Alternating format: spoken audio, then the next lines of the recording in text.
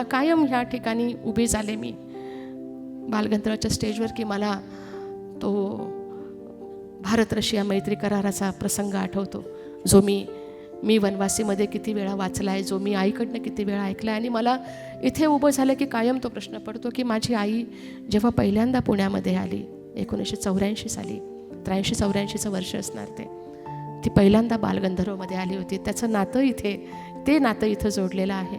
तेव्हा ती ह्या समोरच्या दरवाजाने आली होती का त्या पलीकडच्या दरवाजाने आली होती?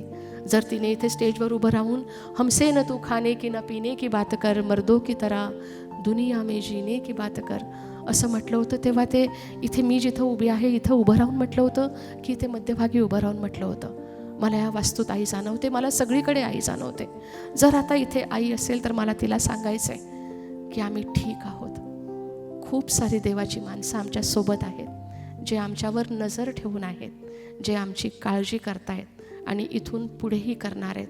आम्ही एकटे नाही आहोत मम्मा, आम्ही खूप साऱ्या लोकांच्या सोबत आहोत आणि तू तर कायम आहेसच. तू जर इथं आहेस तर तू हे माझं बोलणं ऐकून घे. मम्मा ऐक, तू आहेस.